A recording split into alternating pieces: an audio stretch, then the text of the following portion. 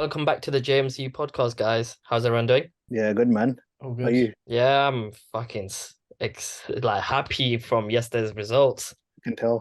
Yeah. What did you do yesterday, Dish? Like after what? It's been what, 8 long years since we basically beat Man City, and Yeah, man. there were the days when I think it was Giroud and Walcott who scored for us. It was a 2-1 scoreline, and this was Wenger versus Pellegrini. That's how long it's been. It's been that long. How It's the you year feel? Leicester won the league. Lots Uh, changed since that win. how you feeling Exactly. about? About the win? Yeah, the win, yeah. Yeah, I mean, I did not expect that at all. It was surprising. I thought we would bend over because my prediction was that we would bend over, but yeah, they surprised me, and we're still unbeaten somehow this season, even though we haven't played that well. So that just bodes well for the rest of the year now. Well, our next game basically. Did you get any pints down in your system yesterday? Oh yeah, I can't remember what I did yesterday after the game. I was probably doing a bath and sleeping somewhere on the road. Yeah, somewhere in bank. Yeah, we're at a bank station. There's Pavic glasses are still there. And I'm then gonna put out like this. Anyone who's watching, if you've seen a pair of glasses in the bank area, please hand them in. I walked into Leicester Square in 5 minutes. Man, there's some professional mapping going on there. Worst navigator I've ever seen. So Man thought we were in EA to walk everywhere in 5 minutes. It can happen when you got 10, shots of vodka down your system. yeah, so guys, this is the Football Talk podcast, and we are going to just talk about the scores for Man City, Liverpool, and United, and maybe highlight some of the shocking score lines if there are any throughout the week. Let's get to it. Let's talk about the big game, Nish, Man Yeah. City, Arsenal. What are your thoughts? Yeah, like the first 5 minutes, I thought it was gonna be like a basketball score in terms of that they had their like first few chances in like the 5 minute period where we cleared it off the line, and then Ake missed that one-on-one. But and obviously Raya had his moments. But apart from that, I can't remember our goalkeeper making a save since they had that chance. I thought it was a very controlled performance from us in terms of defending. We didn't do much attacking wise, but I thought we matched them in terms of defending and control. And in the end, we took our chance with Martinelli. But I thought, yeah, we did match them defensively. I was very impressed with the way we defended, and since like I said, since the first 5 minutes, they didn't register a shot. I'm looking at the stats right now. They had 4 shots overall and one on target, and that one on target was on the first minute, first 5 minutes, which we cleared off the line. So I thought it was a very controlled performance from us. There was a lot of injuries for both teams as well, so can't get too overexcited because they did have Rodri missing, they did have De Bruyne missing, but we had Partey missing, we had Saka missing, we had Timber missing. So I thought a draw would have been the best result, but in this game, sometimes luck goes your way, and luck went our way with Martinelli scoring a deflected goal, and couldn't be more happier, man. What do you think, Bav? I think it was a very, as Nish said, it was quite a controlled game. Both teams didn't want to lose. I felt it was quite cautious in that sense. You could sort of tell both teams were happy with the draw, but I think Arsenal showed a lot of resilience to sort of make sure they didn't concede that early goal. And after that, they looked quite comfy. I think a lot of the chances that the City only had about 4 shots in the whole game. That's probably the least they've had on record. Well, the least that Pep's ever had in this league. So it shows the measure of control you guys had over them. I think the main thing in this kind of game is getting the win, just getting over that line, and it's something Arsenal haven't been able to do against City for a long time. So I think it's one of those you just take whatever win, however way it comes. But quite impressed with how you kept them at arm's length. Thoughts, any, Mitt? Well, I thought it was a dead game. I didn't. I thought the defending wise was both good, but I think it was just both attacks were just shocking. They were just rubbish. There was no midfield in any of the teams, so no team midfield dominated each other. It was just you get the ball, you go to the final third of each team, and then they lose it. The other team would then pass around, get towards the other team's final third, lose it as well, and it was just that.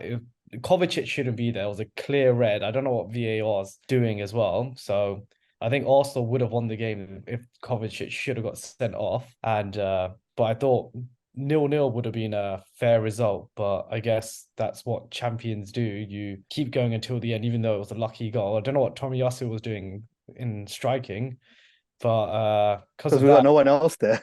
yeah, and Kai Havertz got an assist. So I guess that might be his turn. Maybe that penalty did save him from what last week. Was it in the Champions League? So that might have just turned his season around. Doing that penalty, man, now he's got an assist. So you never know. But overall, I thought it's City, so the City can turn up no matter what. But you did control them, so that was a good performance from you lot. But I think attacking wise, it was a boring game. Yeah, but that's bound to happen when two top teams come together. It's going to be proper cagey. So the way I felt yesterday with the game was that it felt like we were playing chess. So it was literally like very tactical. It was like you do this, you do that, you do that, you do this. It was like that, and that's why it became like very tight. It was very tight game rather than that's why it's boring because it wasn't like attack, attack, attack from both sides. It was more like try and break us down if you can. Try and break us down if you can. Even though we were pressing, both teams were pressing. Both teams were trying to do their best. But I think both teams just cancel each other out because the defense for both teams was amazing. The attacking, both teams did lack the attacking abilities, but Arsenal did edge it. Like you can see from the shots, we had like 12 shots compared to their 4. And like Bavik mentioned, like this has never happened in the Premier League for Pep. This is the first time it's happened. They haven't had that low amount of shots since 2012, I think it was, from the stats that I saw earlier. And that was Mancini era. That's the last time that happened. And when that happened last time, it was against Spurs. So maybe it's a London thing. Like, I think it's if you look at City in the past 3 games, they haven't won one. They've lost all 3. And they've only scored 1 in those 3 games. Newcastle, they did nothing. Wolves, they got a jammy goal from a free kick. So that was even from open play. They haven't scored an open play goal in 3 games. That shows what De Bruyne and Rodri can do for them. Even though I call Rodri shit, now I see that Rodri's actually a decent player. He's actually very good in that midfield for them. And I think they really do miss him. They miss him. Yeah, and that midfield right now, City has nothing. This is the perfect time for anyone that wants to win the league to get a couple points on City to have that good buffer on them. I think, yeah, this is the perfect window to do it. The way I see it is that the past couple of times when we face City, so take for example last year, we tried to match them in terms of pressing. So the way we tried to approach that game was the way that Liverpool usually approach that game at Anfield, is that we just try to blitz them. But it doesn't work with us because we're not Anfield. Like Emirates is nothing like Anfield, and we don't have that same energy as Liverpool where you can just blitz them there. So we tried to approach that 2 years ago. We in New Year's Day where we won 1-0 up with Saka, and then we did the same thing last year. We just tried to blitz them, but again they just tore us apart. So this time we were a bit more cautious. I think if you told Arteta before the kickoff, if you take a draw, I think he would have bitten your hand off for that. So that's why I think there was this approach in that we're very reliable defensively, and if we don't make any mistakes, we can perhaps create that one chance and score. And in the end, we did get lucky and have that chance. But I think that's why we are trying to be more defensive, because he looked at the games from a couple of years ago and said this approach is not working. Let's try this approach and see what happens. So I'll take that. Yeah, I agree. I think Pep said himself that you probably played better in the last 2 games in the last 2 years than you did today. Well, yesterday. But yesterday got the result because you weren't, as open as you would have been and conceding those level of chances. So I think that, I guess, pragmatic approach probably works better against City. So the red card challenge with Kovacic, like I think mentioned that briefly. Like, I'm gonna ask all of you, Nish, was the first one a red card to you? Well, yeah, first one was definitely a red. When I saw that, I was just like, that's a yellow. And then, after that, I was just like, this is just officiating in this country is just in the gutter. We saw that last week with Liverpool. So I'm not even surprised anymore. And when he didn't pull out a yellow card, second yellow for Kovacic, I was just like, whatever, man. Like I'm used to it now. It's not even a surprise anymore. I'm just like, whatever. Just get the game going. It's just like, what we need to do is put the pressure on like Liverpool did, in terms of making sure they release the audio after the game, so at least we know what's happening, and put the pressure on like that. Maybe they'll fix up like that if every team puts the pressure on and they release the audio. Who knows? Should the 'Cause game be Liverpool- replayed? Because I think Liverpool it- put so much pressure on them, and sometimes it could work in our favor. Now Liverpool could get all the decisions going their way, so I think we need to learn from that and put the pressure on them to release the audio, or try and say in the press conference to say Yeah. this and that. Like Yeah, the thing that really go on. If you take them to court, they're gonna have to fund the court case by spending money. You could bankrupt the PGMOL, whatever it is, and then then they'll have to change, knowing that okay, if we don't keep making these wrong decisions, we're gonna keep losing money this way. You have the to only call way them do it. out. Yeah, because all they're gonna say is, "Oh, I'm sorry," and next week is the same thing again. They just say, Yeah. "Okay, we're gonna stand down for 1 week." That literally means nothing for a team. You could cost the team Champions League football, which is like £50 million. You think they're gonna come and fund you for it? They'll be like, "No, oh, sorry. It's in our rules that we were allowed to make a mistake," and then that's it. Yeah, even though I don't agree about the replaying thing, he puts the pressure on them. So they did all they can after the Spurs game to make themselves look bad and make PGMOL look like the worst thing that's ever lived. So I agree with what Liverpool did throughout the whole week, is put pressure on them, and that's something we need to do as well. Because last year at Brentford, we got screwed over. We did nothing after that. We just accepted the apology, and this was in a title race as well. We accepted the apology and moved on. So we should have done what Liverpool did. You know what's really pissing me off with that is that because we won, it's gonna be forgotten. Like no one's gonna like talk about it. Like no, that's not how it should be. You got to talk about it. You got to like everyone else in football, like the players, the managers, the staff. There is repercussions for their behavior, whereas referees, they get away with shit. If they do something, they get away with it. There's no repercussions, is there? There's no accountability when they make a mistake. Yeah, there's an apology, but nothing else happens to them. Say if like a manager speaks out, they get a fine. Nothing happens to these referees. Nothing happens to the association. There's no accountability. There's no. Sounds like a dictatorship. No punishment. That's what that sounds like. Just corruption. There's no incentive for them to get better. There's no incentive for them to actually do the right thing by clubs. It's just carry on as it is until that changes. Not gonna they're gonna keep happening. I don't think it's corruption though. I think it's just incompetence. They're just so shit. That's what it is. Like they don't know what they're doing. They just make up as they go along. And then they start blaming it on random reasons, like, "Oh, he went to the UAE, so he was tired." So why is he refereeing then? That's the dumbest decision. That's the dumbest comment you can make. Like, yeah, it's just it pisses me off. Every week they make a dumb decision. Even in the Liverpool game, they were making I thought some crappy decisions there. What do you think? Bav, was that a red card? Yeah, 100%. Look at the challenge. Any other, if Casemiro does that, it's a red card. So why isn't it for Kovacic? Like, I know I'm using him an example, but the examples the ones he's done, they have been red cards. So there's no consistency in the application of the law. They're all just subjective, and that's what ruins it. And then you get people benefiting from it. The whole point of VAR is to get this shit right. That's what bothers me, is that how are you getting it wrong with fucking VAR there? Like, if millions of fans around the world can call the decision right, how are you getting it wrong? That's what baffles me. Reputation plays a big part as well. Like I've said, Casemiro. If that was Xhaka would have like got sent off straight away. Casemiro, he would have got sent off straight away because Kovacic doesn't have that reputation. Oh, it's a yellow. He's not that type of player. Xhaka, it would be straight red. Okay, so if that's what you say, 6 minutes later, man made a similar challenge on Rice. Was that a yellow card? Which one? For Kovacic? The second one, yeah. Yeah, easily. Second one is yellow, but easily. I don't know why. Did VAR even look at it? I don't think they did. They can't look at the yellows. They can only look at red cards. Yeah. And that's the problem with the law. They're both like, like I said, it was surprising, but I'm just like immune to it now because so many shit decisions have like gone against us. So I'm just like, whatever. City get favored in these decisions. Like even was it 2 years ago when we should have won when they went to Goodison Park and that handball by Rodri in the box should have been a penalty to Everton at 80-something minute, and then they didn't get it. And then City go the other way and get a free kick and score from it. Yeah, City do get the fair share of extra points and stuff from VAR. Like, I think referees in these countries are the worst referees in. Like, how many times are we going to speak about it? I think we spoke about this before. This season, that shit has happened. The Onana's one, the first game in, Yeah, it's a consistent theme.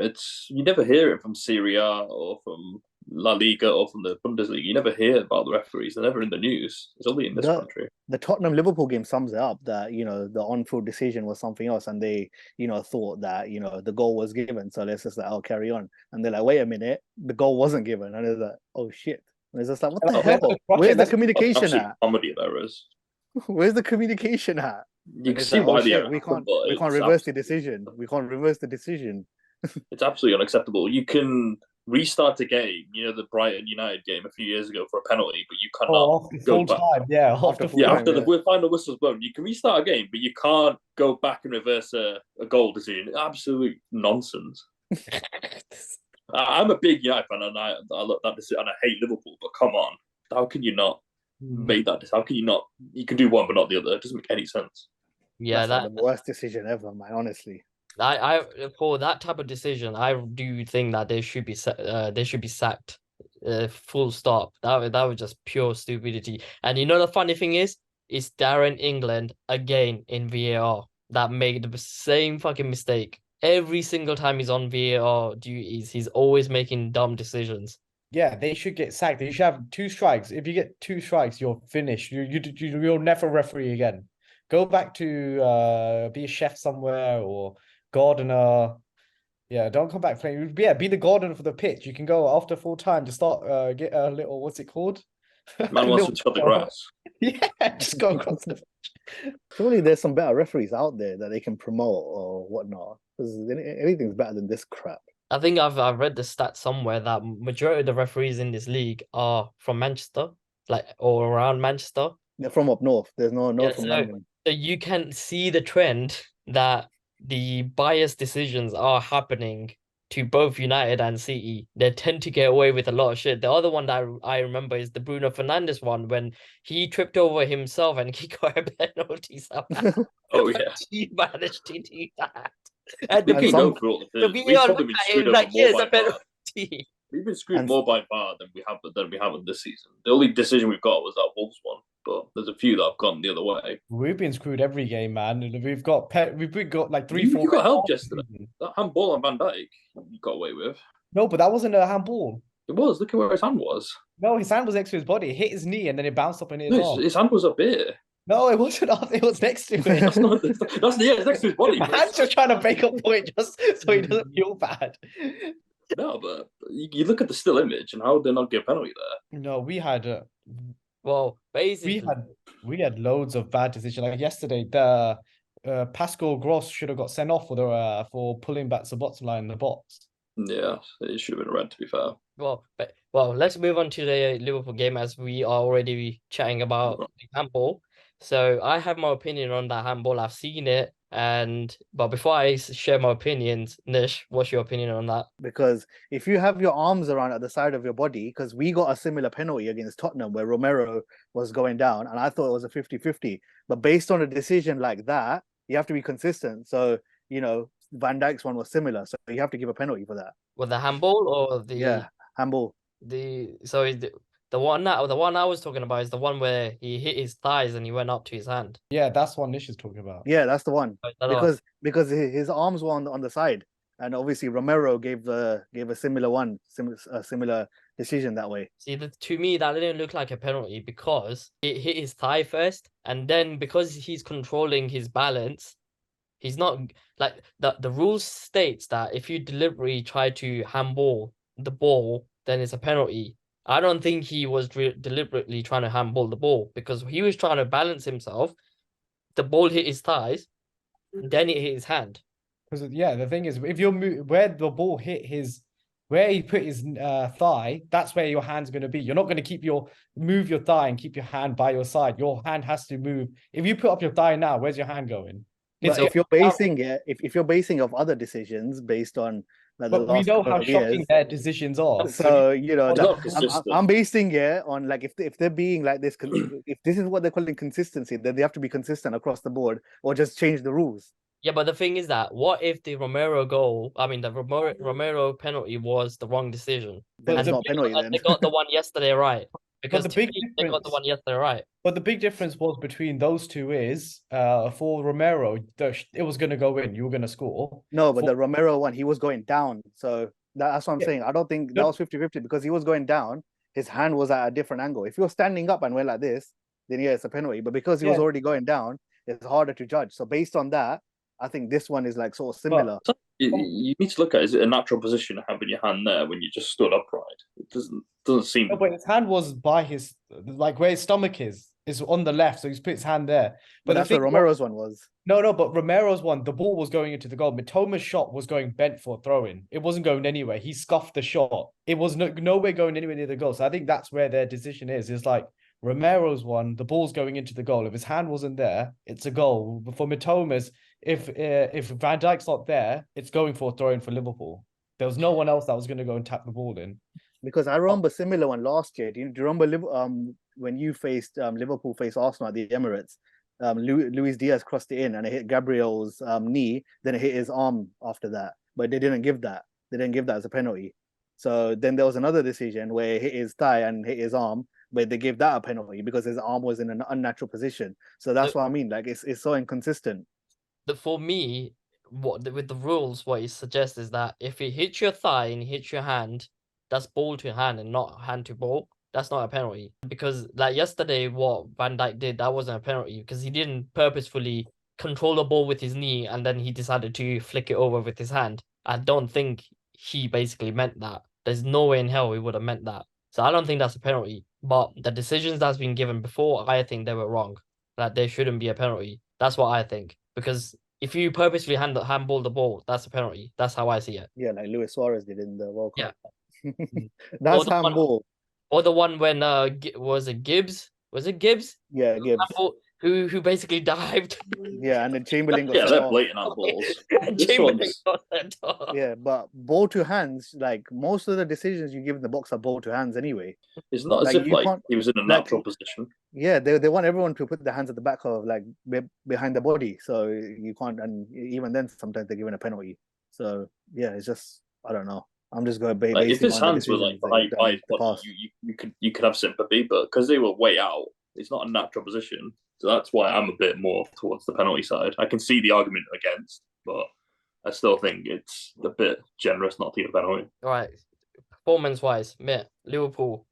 I Right. think first half we were shocking. Like there was no tempo. That's what pissed me off. So we would just play up and down on our defense. It was even one touch pass up between the defenders. It was one touch, stand there, then pass. At one point, Alisson was on the ball for 10 seconds, not moving. He just stood there, the ball at his feet, and no one's pressing him from the Brighton, and no movement from our players. And then he passes it. So I think, and then that's how we conceded the first goal through the sloppiness, that they intercepted the pass and they just tapped it past Alisson. But then we stepped up towards the end of the half where we got our 2 goals. And then second half, I thought that's what we've been playing all season. We could have been 4-5-1 up at one point. We found so much space, and Gravenberch missed from 2 yards out. That could have been 3-1. That would have been game over. That And yeah, it's close to miss of the season. I'd say that it was harder to miss than score. It was harder, to miss than score. And then even for their goal when they scored it, that should have never gone in. Where Robertson could have cleared it if he wanted to, but he incorrectly left it, and then Dunk got the goal in for that. But second half this season, we've played so much more better than the first half. I think that was the first goal. We've only conceded 2 goals in the second half this for in the 8 games, which I think is really good. So that shows that we do step it up towards the second half. First half that's what I mean. That's where our weakness is, where we sort of just so slow in the game. And if you look at it, about 6 out of the 8 games, we've gone down 1-0, and then we've always had to try and turn it around, which we have. But I think this season we're still playing really good football, where we're on 17 points from 8 games. We've got rid of 4 hard away games, being Newcastle, Tottenham, or Chelsea, and Brighton. So I think consider Chelsea a hard game. I'd say they'll step it up against the big teams. Like right now, they're finding forms. Now they're winning games again. So I think that's always something you'd want to tick off. You don't want to go to Stamford Bridge hoping that as an away game that you potentially could win. I don't think any of us would be confident going there, even though they have poor form. Well, So now we're only 3 points behind Spurs and Arsenal, and the only away games we got left now are Etihad and Emirates. And do I say Old Trafford as well? I wouldn't have your position. But from the top 7, that's the last 3, and we haven't faced any of the big teams at home yet. So Bavik, your input on the game? I think Liverpool started slow. I think there seems to be a bit of a common theme with them where they sort of just take a while to get going. But the 2 goals they did get were very clinical. They were from, I think it was Brighton's mistakes, and they've shown like over the years that if you give them that kind of room, they will punish you. And I felt a bit lucky in the second half with some of the decisions and just the misses that they had. So it wouldn't be. It's shown that they've got a very potent attack, and then they just need to work a bit on the fullbacks. I know Trent had a bit of a dodgy game, so did Robertson. But going forward, they look as full flowing as they ever done. I think sort the issues at the back, and they're challenging again. Yeah, I think Liverpool have found like a new grit this season. I watched them, and last year when they went, I've said this last year when they went to go down, they would just collapse. This year they've gone down in like 80% of their game 1-0, and they somehow managed to find a way back. And they've been to tough games as well. Away to Newcastle with 10 men, away to Tottenham, they held on until the 96th minute. So they are showing a new side of them. It's not the heavy metal football, but they're showing like more character this time. And I think Klopp should be, he should be over the moon with that. So I think they'll be all right this season. I don't think they got anything to worry about.